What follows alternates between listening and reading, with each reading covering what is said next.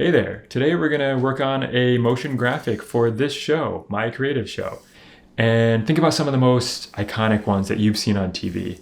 There's the MTV logo, there's Nickelodeon, there's HBO. It is not TV, it is HBO. Well, it's just the tagline. I mean, it's still never mind.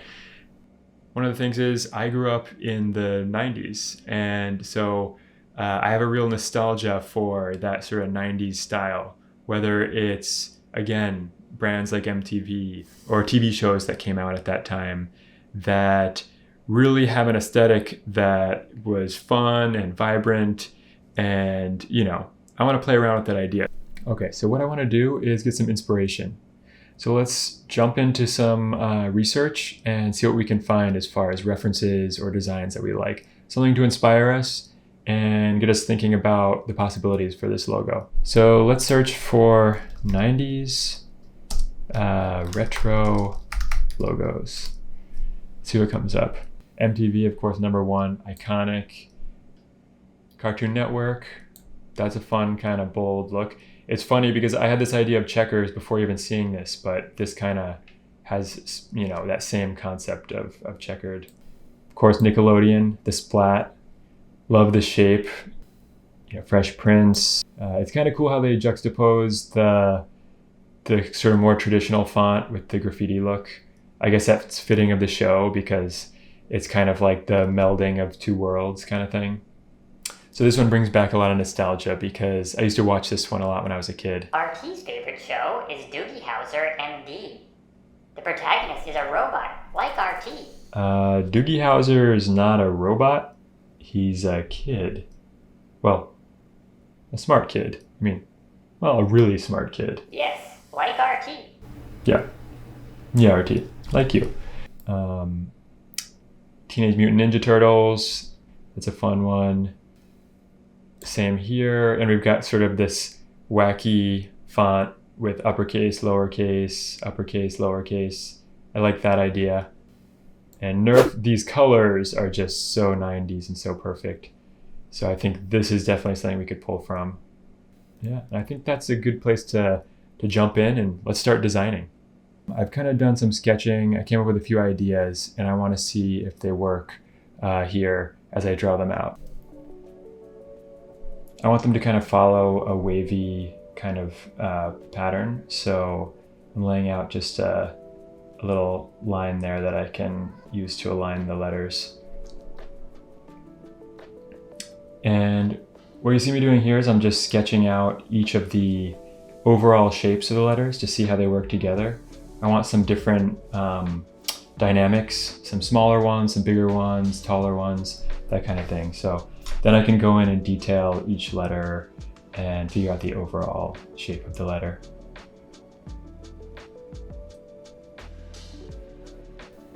So I'm just cleaning it up a little bit, and then I can go ahead and lay in the additional font, which is sort of a more handwritten font.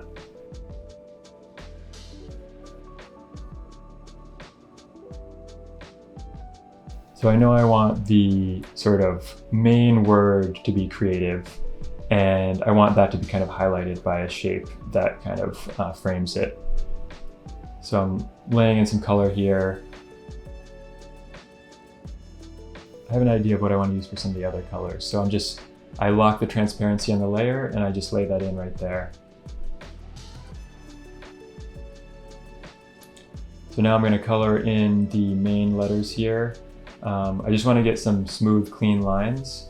So I'm using the lasso tool to sketch out the outlines, and that'll give me a nice clean line when I go and fill it in with a color. So I want to still play around with this idea of a gradient on there. So I take that green color, a nice soft brush, and I just kind of, just like spray paint, lay it in there. So I wanted to play around with some additional sort of iconography or kind of some symbols in the logo. So I'm putting a TV in there, and then actually RT, you'll be in the TV. Is RT to be miniaturized for this task? No, I mean drawing, not actually shrinking you. RT RT had concerns about fitting inside a tiny TV.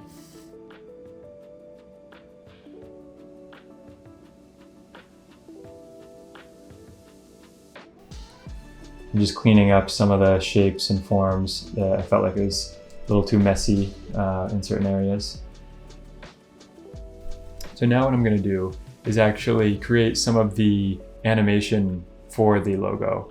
Part of the logo will animate in, the transition will be the letters kind of being handwritten frame by frame, and it'll give it that kind of jittery, hand-drawn look that I'm going for.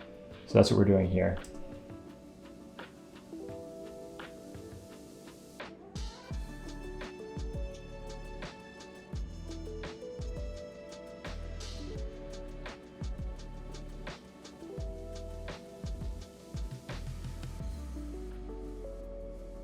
So here I'm just cleaning up the form of the letter forms, and I automatically converted the outline to a path so that it becomes vectorized. Now, when it becomes vectorized, if you do it in an automated way, you're going to get some kind of areas that you need to clean up, because parts of it will be add too many points. The curves might not be adjusted the way you want them, so I just have to kind of tweak them a little bit to get them smoother. This could also be done completely from scratch, but you know, the automation kind of gives you a quicker result.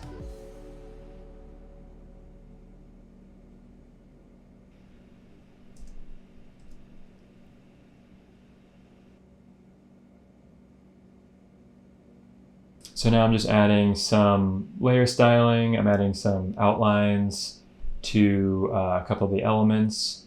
I know that I want to give it a very bold, colorful, almost cartoony look. You know, remember we're going for that retro style, almost that MTV, Saved by the Bell kind of style. And so a lot of that is big, bright, bold colors. There's outlines. It's kind of handmade, cartoony. I want to bring a lot of those aspects to this logo, so I'm adding some of that here. And while this isn't the final step to the final look, I'm exploring some additional color options and positioning and that kind of thing before I go ahead and bring it into After Effects, where I'm going to continue to refine it there and add additional animation elements.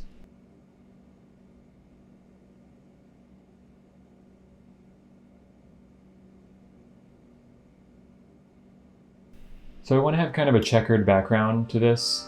And the easiest way to create that sort of pattern is to just make it myself, because I could download it online, but it might be lower res. I want a pretty high res pattern.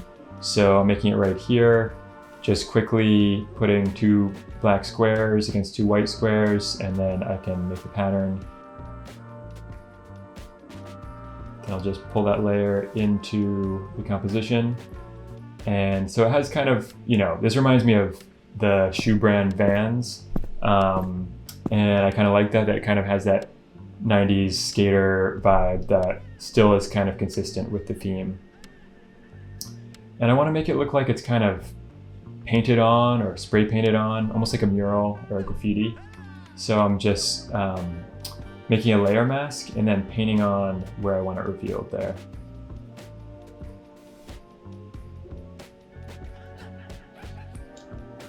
And here I want to add some additional kind of treatment to the background. I want to give it some highlights, make it almost look like there's just some dynamic lighting going on. So I'm just pulling out a gradient, a radial gradient, experimenting with where it might look good to add this, almost like it's little spotlights on certain areas.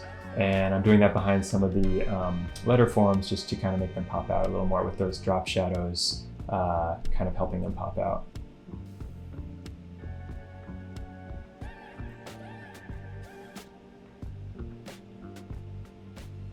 So I'm just adding additional drop shadows. I knew from the beginning that I'd want this to be kind of a 3-dimensional kind of look, cut out, and to have those drop shadows very bold and clear. They're not soft edges. They're almost like a cutout below the element, the layer element.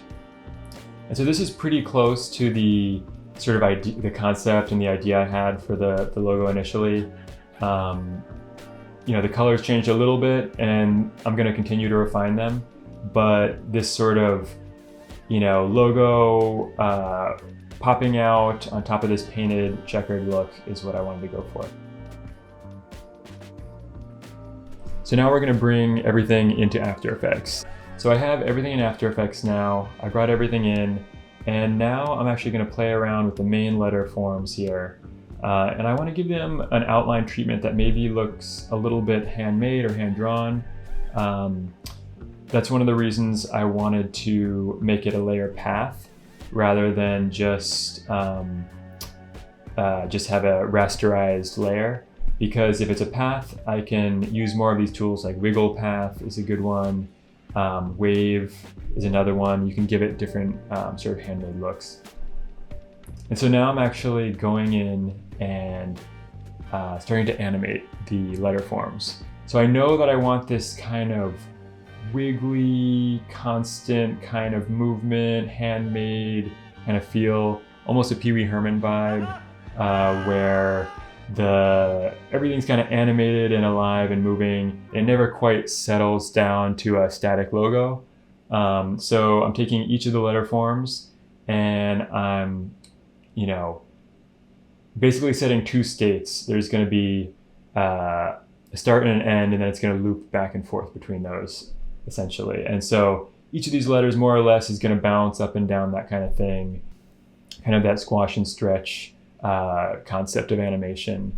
And when you're using a squash and stretch, what you do is exactly like it sounds, squashing it down, and then the outsides bulge out, so they stretch out. And then when it comes up, it lengthens again.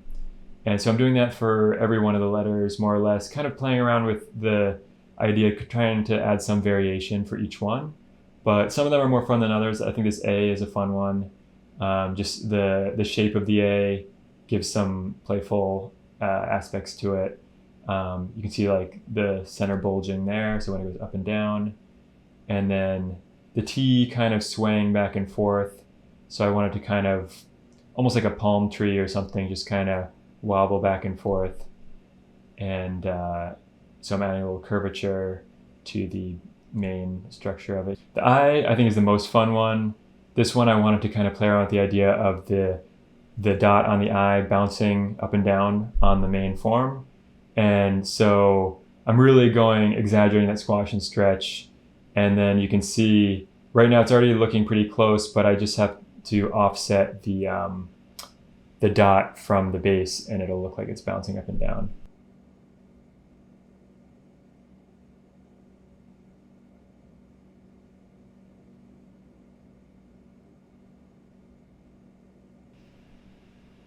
And the E is another squash and stretch one. Squashing it down, stretching it out, see how it looks. And then right now I'm in a mode where I'm only seeing the paths, but now I can see the outlines here, and you can see I need to move in part of the E so that it doesn't overlap. So now that I'm done with the main animation on the letters, what I want to do is play around with the idea of the letters kind of bouncing up and down the whole time, just consistently bouncing. And I could do that through keyframes. That would be fairly easy and perhaps, the most straightforward way. But I'm gonna play around with a new technique I've been using, which is to use ChatGPT to generate some code, or what they call in After Effects an expression, to drive the animation of the letters. So basically what I need to do is make the position of the letter go up and down, up and down. And when I first had the letter transition in, I want it to bounce.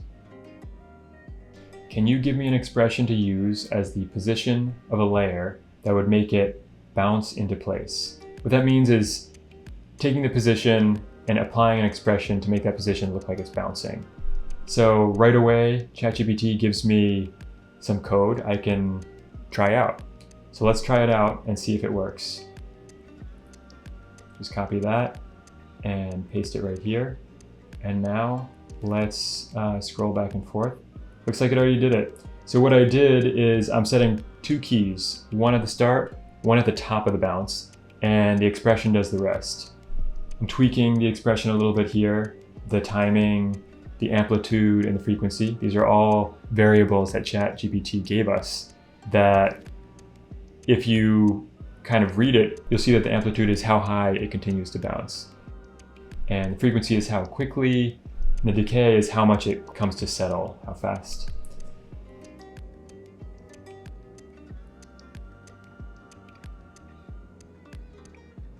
And I feel like I came up with a pretty good speed right here, so I'm happy with that. I can go ahead and copy and paste that expression onto all the other letters, and we'll very quickly get the bouncing effect for all of them.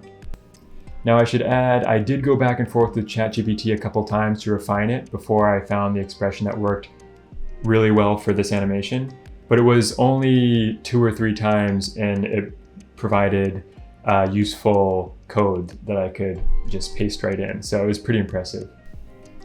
So here you can see the kind of final result of just the letters and how they animate in. We've already got the logo, but I do want some additional background elements.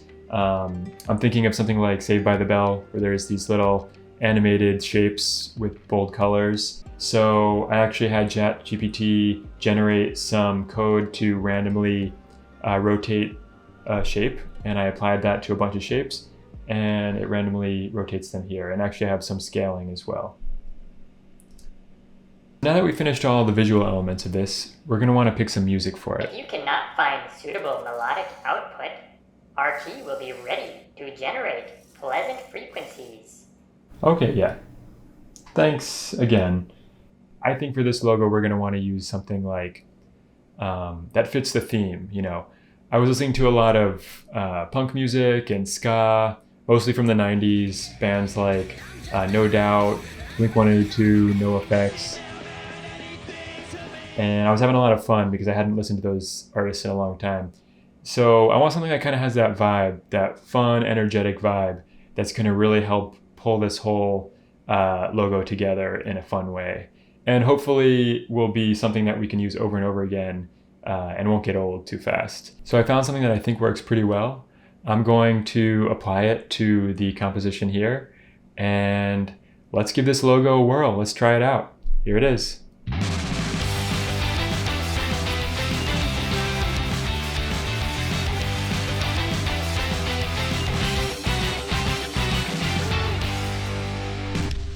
So that was it. Let us know what you think in the comments, because I had a lot of fun making it, and I hope you had fun following along as well. And I want to do some deep dives into some of the things that we worked on in this episode.